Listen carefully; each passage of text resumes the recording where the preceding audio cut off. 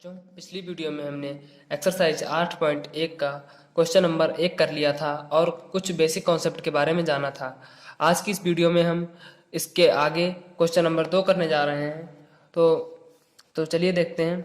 इसमें question number 1 में एक चित्र दिया गया है और हमसे tan p minus cot r की वैल्यू पूछी है। तो इसके लिए हम सबसे पहले tan p निकाल लेते हैं। पहले हम यहाँ से ये निकाल लेते हैं क्यू आर की वैल्यू कितनी होगी। हमें पी क्यू पता है और पी आर की वैल्यू पता है। तो हम देखते हैं, हमने पिछले सवाल में जैसे करवाया था उसी तरह से इसमें करते हैं। यहाँ पर पाइथागोरस प्रमेय लगाते हैं। तो पी आर का होल स्क्वायर बराबर पी क्यू का whole square plus Q R का होल स्क्वायर। पाइथागोरस प्रमेय होती है कर्ण स्क्वायर बराबर आधार स्क्वायर प्लस लंब स्क्वायर। तो यहाँ पर पी आर की वैल्यू है 13 का स्क्वायर बराबर पी क्यू की वैल्यू है 12 सेंटीमीटर, तो 12 का स्क्वायर प्लस क्यू आर का होल स्क्वायर 13 का स्क्वायर होता है 169 बराबर 12 का 144 प्लस क्यू आर का होल स्क्वायर। यहाँ से क्यू आर का होल स्क्वायर हो जाएगा बराबर 169 माइनस 144। यहाँ से क्यू आर की वैल्यू आ जाएगी √25। क्यू आर बराबर आ जाएगा 5 सेंटीमीटर। ठीक है, अब हम यहाँ से tan p की वैल्यू निकाल लेते हैं। तब tan p हो जाएगा p इजिकल टू लंब बटे आधार। कल आपको एक तरीका बताया था पिछली वीडियो में, लाल बटे कक्का, इस तरह से याद रख सकते हैं हम। तो tan के लिए ये लंब बटे आधार इस तरह से याद रख सकते हैं। तो अब देखते हैं tan p के लिए। कोण p यहाँ पर है, कोण p के लिए लंब क्या होगा, यहाँ पर लंब चाहिए होगा तो कोण p के लिए लंब होगा ये क्यू आर कोण p के लिए लंब होगा और पी क्यू आधार होगा। ठीक है, जो भी कोण होता है उसके जिस कोण के लिए देखते हैं हम उस कोण के जस्ट सामने वाली भुजा उसके लिए लंब और उससे जो सटी हुई भुजा होती है उसके लिए हम आधार कहते हैं। तो यहाँ पर लंब हो जाएगा क्यू आर है बटे आधार पी क्यू। क्यू आर की वैल्यू यहाँ पर फाइंड आउट करिए 5 सेंटीमीटर बटे पी क्यू की वैल्यू क्वेश्चन में दी गई है 12 सेंटीमीटर, तो हो जाएगा 12। तो tan p बराबर 12 सेंटीमीटर tan p बराबर 5/12 आ गया है। अब हम यहाँ से cot r चाहिए, हमें cot r की वैल्यू निकाल लेते हैं। तो cot r हो जाएगा आधार बटे लंब। अब कोण r के लिए आधार क्यू आर होगा और लंब पी क्यू होगा, क्योंकि इसके जस्ट सामने वाली भुजा पी क्यू है और सामने वाली भुजा लंब होती है हमेशा उस कोण के लिए। तब आधार हो जाएगा यहाँ पर क्यू आर बटे लंब पी क्यू। क्यू आर की वैल्यू है 5 सेंटीमीटर बटे पी क्यू की वैल्यू है 12। तो कॉट आर की वैल्यू हो जाएगी 5/12। अब यहाँ से हमें निकालना है tan p minus cot R. तब tan p minus cot R बराबर हो जाएगा tan p की वैल्यू 5/12 अभी निकाली थी माइनस 5/12 कॉट आर की वैल्यू। यहाँ से tan p की वैल्यू रख दी है और यहाँ से कॉट आर की वैल्यू बराबर 5/12 माइनस 5/12 इज इक्वल टू 0। तो tan p minus cot R बराबर आएगा 0। आइए बच्चों, यहाँ पर हम अगला क्वेश्चन करते हैं। क्वेश्चन नंबर 3 इसमें दिया गया है साइन a बराबर दिया है 3/4 और हमसे एक एक त्रिकोणमितीय अनुपात दिया गया है और दूसरे त्रिकोणमितीय अनुपात की वैल्यू पूछी है। तो यहाँ पर cos a और tan a की वैल्यू पूछी है हमसे। तो इसे हल करने के लिए हम एक समकोण त्रिभुज बना लेते हैं ABC। ये हमारा राइट एंगल ट्रायंगल हो गया। इसमें ये समकोण है B और ये कोण A है। ठीक है, तो यहाँ पर दिया है साइन A, कोण A यहाँ पर है और साइन A बराबर दिया गया है। यहाँ पर साइन A बराबर होता है लंब बटे कर्ण। लाल बटे कक्का से इसे याद रख सकते हैं हम, बटे कक्का। तो लाल यहाँ पर लंब एल से लंब, ए से आधार, के से कर्ण। तो साइन के लिए देखते हैं एल अपॉन के, लंब बटे कर्ण।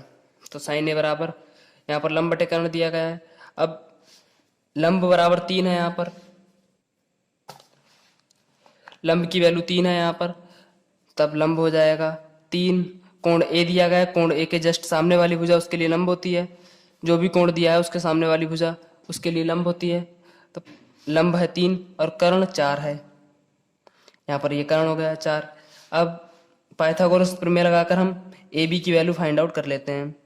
तब ए बी कर्ण स्क्वायर होता है, तो ए सी का स्क्वायर बराबर आधार स्क्वायर ए बी का स्क्वायर प्लस लंब स्क्वायर बी सी का होल स्क्वायर।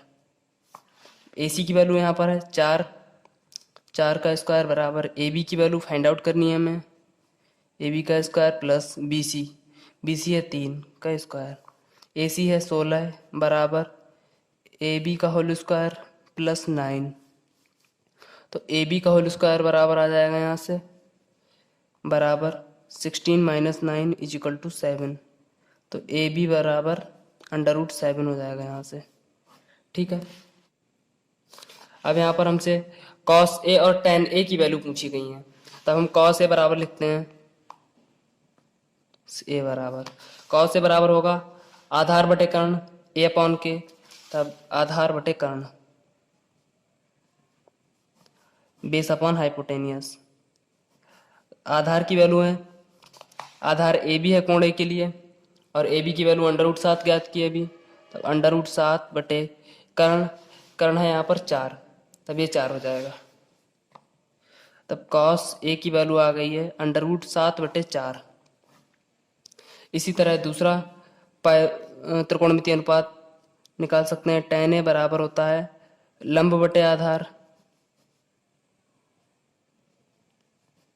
बराबर लंब है यहाँ पर 3 और आधार ए भी है, आधार की वैल्यू √7, तब 3 बटे √7 tan ए।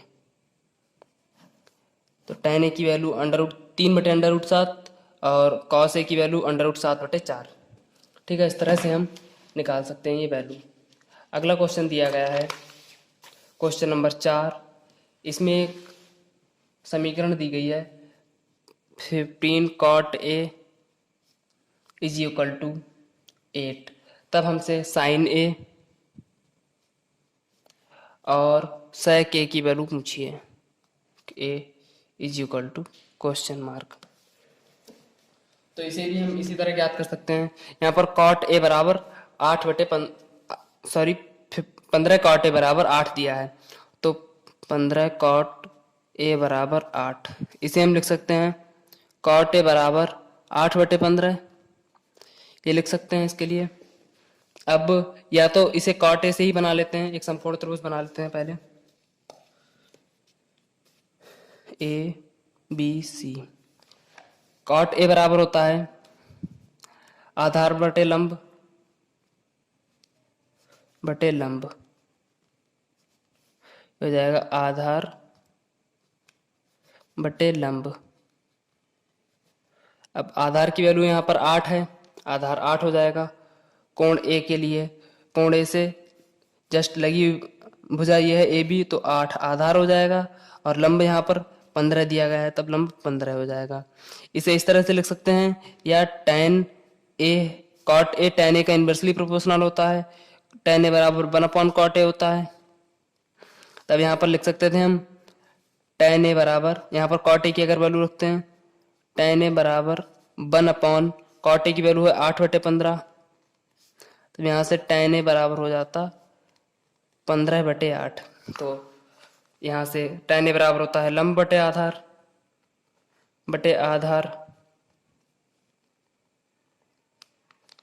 अब हम यहाँ पर देखते हैं कोण ए के लिए लंब 15 है और आधार 8 है, तब भी सेम वैल्यू ही आएंगी। तो हम cot ए से भी लिख सकते हैं, या इसे चेंज करके tan ए में लिख लें, तब भी यही वैल्यू आएंगी दोनों के लिए। तो अब पाइथागोरस प्रमेय लगाकर हम ए सी कर्ण की वैल्यू निकाल लेते हैं। तब ए सी का होल स्क्वायर बराबर ए बी का whole square plus B C का होल स्क्वायर। ए सी की वैल्यू है यहाँ पर निकालनी है हमें, बराबर ए बी की वैल्यू है 8 का स्क्वायर प्लस बी सी की वैल्यू है 15 का स्क्वायर। बराबर 64, 8 का स्क्वायर प्लस 15 का स्क्वायर 225, ये हो जाएगा 289। तो AC का स्क्वायर बराबर ये हो जाएगा। तो AC की वैल्यू यहाँ से आ जाएगी √289। तो AC बराबर आ जाएगा यहाँ से 17। तो AC की वैल्यू हमें मिल चुकी है 17। अब हमसे वैल्यू पूछी है यहाँ पर साइन ए और सेक ए की। तब साइन ए निकालते हैं हम यहाँ पर। साइन ए होता है, साइन ए बराबर होता है लंब बटे कर्ण। अब लंब की वैल्यू है यहाँ पर 15, तो लंब है 15 बटे कर्ण की वैल्यू 17 है, बटे 17।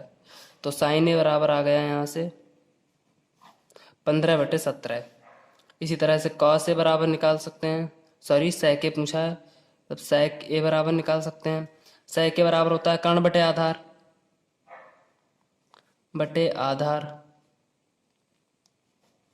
तो कर्ण की वैल्यू है यहाँ पर 17 और आधार 8 है, तो 17/8, ये हो जाएगा 17/8। सेक के बराबर 17/8। तो इस तरह से अगर हमें कोई एक एक त्रिकोणमितीय अनुपात दिया गया है, तब उससे उसकी सहायता से हम सभी छः त्रिकोणमितीय अनुपात होते हैं, सभी की वैल्यू फाइंड आउट कर सकते हैं अगर कोई हमें एक त्रिकोणमितीय अनुपात दिया गया है। इसी तरह से हम अगला क्वेश्चन ज्ञात करते हैं। इसमें 5वां क्वेश्चन दिया गया है। इसमें पूछा है, कहा है सेक थीटा बराबर 13/12, तो अन्य सभी त्रिकोणमितीय अनुपात परिकलित कीजिए। तो इसमें सभी त्रिकोणमितीय अनुपात पूछे गए हैं। तो सबसे पहले एक समकोण त्रिभुज बना लेते हैं। ये हो जाएगा ABC। अब यहाँ पर कोण थीटा दिया गया है। यहाँ पर ऐसा कुछ नहीं कहा गया है कोण A या कोण B। यहाँ पर कोण थीटा है, तो हम चाहें तो कोण थीटा यहाँ पर मान सकते हैं या कोण थीटा यहाँ पर लिख सकते हैं। तो कोण थीटा यहाँ पर मान लेते हैं, हम यहाँ पर भी मान सकते हैं। तो कोण थीटा उसी के हिसाब से सभी त्रिकोणमितीय अनुपात निकालने होते। तो कोण थीटा यहाँ पर मान लेते हैं। सेक थीटा बराबर होता है कर्ण बटे आधार,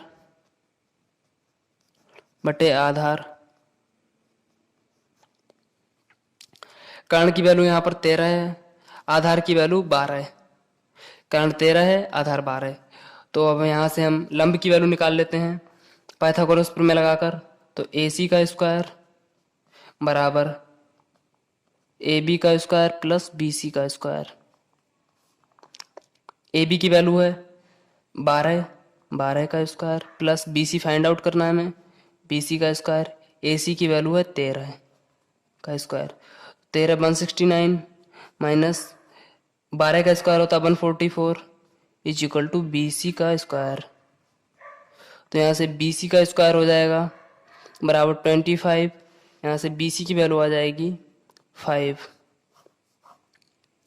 तो यहाँ से हमने लंब की वैल्यू निकाल ली है, लंब आ गया 5। ठीक है, अब हम सभी त्रिकोणमितीय अनुपात निकालते हैं। तो साइन ए बराबर होता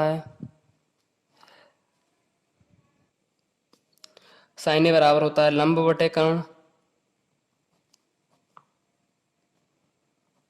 तो लंब की वैल्यू यहाँ पर है 5, लंब 5 है और कर्ण 13 है।